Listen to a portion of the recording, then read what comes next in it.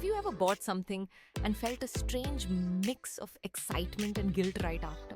Maybe it was a costly outfit, a new phone you didn't really need, or a dinner at a place that stretched your budget a little too far. In that moment, it feels worth it. But later, when the bill arrives, the feeling changes. That's when a quiet question begins to surface. Did you really want it? Or did you want others to notice it? The subtle pressure we don't talk about. No one openly admits they spend money to impress others. It sounds shallow. But the truth is, most of us are influenced by what people around us are doing. Scroll through social media, and you'll see people traveling, upgrading gadgets, dining at fancy places, and wearing premium brands.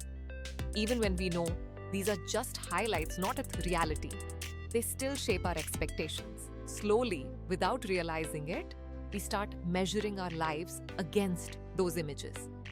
And that's where spending changes, from fulfilling needs to maintaining an image. When spending becomes a performance. Think about the last time you chose something pricier than necessary. Was it purely for comfort or quality?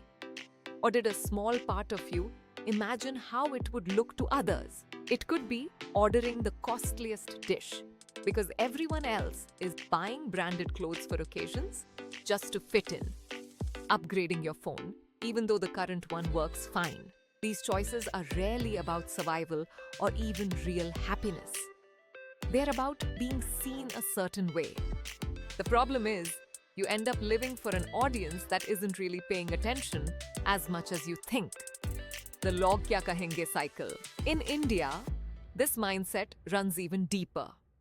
The fear of log kya kahenge, what will people say, influences everything. From career choices to weddings and yes, even everyday spending. People take loans for grand celebrations, stretch budgets during festivals, and spend beyond their means just to avoid judgment. It becomes a cycle. You spend to impress, others feel pressured to match, and the cycle continues. However, here's something worth considering. How often do you actually remember what someone else wore or spent last month? Probably not much. The hidden cost, spending to impress, doesn't just affect your bank balance, it slowly impacts your peace of mind. You might notice constant worry about money, feeling behind despite earning enough, the need to keep upgrading just to stay relevant, and perhaps the biggest one, happiness never lasts. That excitement fades quickly and you're left chasing the next purchase, the next upgrade, and the next moment of validation. A simple reality check.